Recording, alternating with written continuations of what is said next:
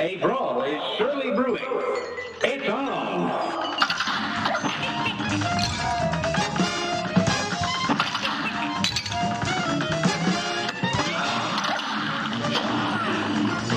The Congress, or Robin Wright at the Congress, is a film that I've heard some mixed things about in the past, but came across the Draft House DVD at a vendor market for $1.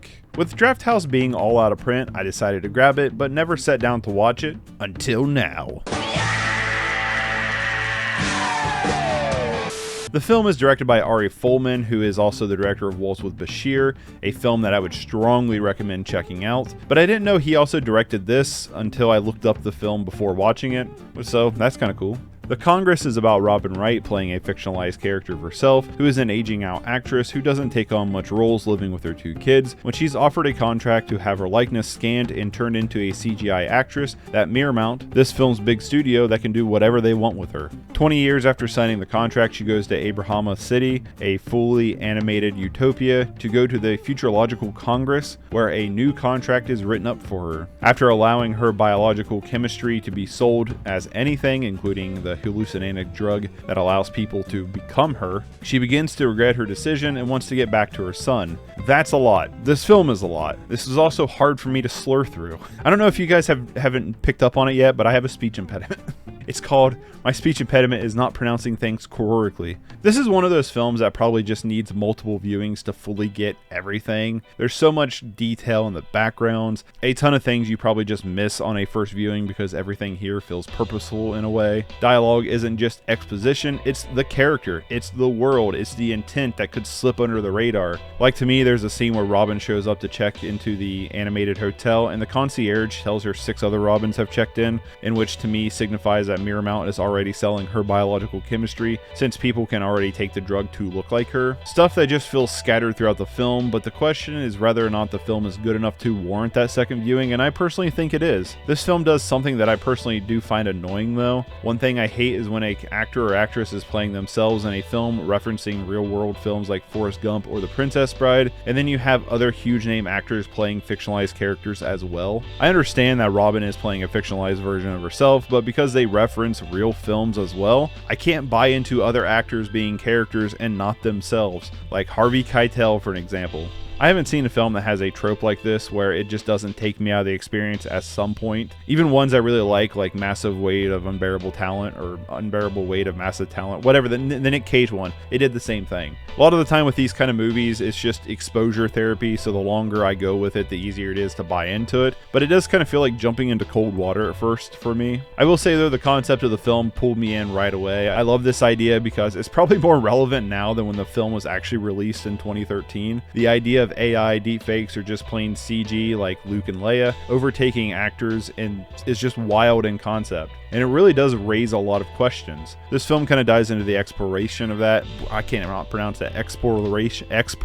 Nah, I'm in my head. It dives into exploring this, how the actors should have the choice or question if they even have the choice. It's a commentary on the control the studios want, while also being a commentary on the vanity and the wills of the actors themselves. The potential of the future of film and the industry, and the consumption of escapism. Is it art with free will or a product of consumption to escape and to capitalize? It brings in a lot of these interesting questions to make you think. The performances here are pretty great across the board. I mean, it's a great cast here, but I have to say there's a monologue scene with Harvey Keitel that should go up there as like one of those greatest performances of all time kind of thing. Like, I'm not kidding. It was moving, emotional, in a way kind of also very manipulative. It expresses so much of the character through an anecdote that speaks volumes for the character while also resonating with Robin Wright to get the scene done. It's brilliant. I wish I could show you the full thing here, but here's kind of just a snippet of it. But then the kids came along, and all of a sudden you stopped being scared.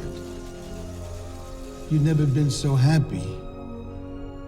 You just didn't want to work anymore. You wanted to be with them. I never felt so abandoned.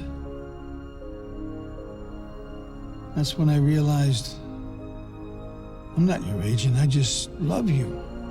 This is your last performance. And I guess it's your biggest savior. Of all the fears, all the demons, you didn't deserve that.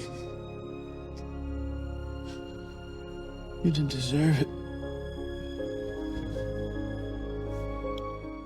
So I went to go edit this review. It's been a while since I've seen The Congress. To break the facade, if you will, of how I do these videos, this series, I started this back in September, which is around the time when I watched The Congress, and then I go through, I watch all the movies, and then I write the reviews, and I do the reviews, and really it's uploading 31 movie reviews in 31 days, not necessarily watching 31 movies and reviewing them in 31 days, but that's neither here nor there. When I just opened this up to start editing this, I was like, man, I got to watch this scene again from The Congress, and I did, and it honestly might be my favorite monologue I've heard in a movie. This scene alone is 100% worth watching this movie. It really is, because it just resonated with me so much emotionally. There's so much complex tones here between, you know, how it's not only is it emotional and it explores both these characters really, really well. Harvey Keitel's line delivery is just top notch, but also like it adds like this almost manipulative layer to it as well that kind of just sets in tone the rest of the movie. It's just, it's so good. I can't like express enough of like how much this monologue just stirs so much emotion in me, and the rest of the film is good too, but this scene alone is just so powerful and so well done that I think it's totally worth trying to find the movie and watching it just for this one scene alone. I just wanted to kind of talk a little bit more about it. I've seen it a couple times now, this scene, and it gets me every time, man. It really does. It's really good. So yeah, check it out. I'm gonna continue with the review now. The film is half live action and half animation, and I think the animation is beautiful. They go for an older retro style of animation that works well in this. This is the future, but it's also retro in a kind of way. But this section is also where the film starts to lose me a bit. When you get into this section, the narrative feels like it's a lot looser, which is kind of the point. I get that, but it does make the narrative harder to follow, and I did start to lose some interest here. While visually I think it's stunning and it does present some interesting ideas, it didn't capture me quite like the live action stuff of the film did. The film does go back to live action, which really did help tie the narrative together a lot more towards the third act, but it did leave the middling act kind of a little uneven for me. Maybe it's something that on second viewing, knowing what it is, it won't bother me as much, but it was something that I felt. Personally, to me, this is one of those films that could go up or down on a second viewing. It's a film that I would definitely watch again, and I think it's weirdly enough more relevant now than when it was released. Kind of ahead of its time, if you will. I think there's some amazing things in here, but there's also some things that didn't really work for me in the middle section, and I'm going to currently give this one a 7.5 out of 10. Like I said, that could change with another watch, but I would definitely recommend this one. Between Waltz of Bashir and The Congress, I think I'll be keeping an eye on Ari Folman from here on out.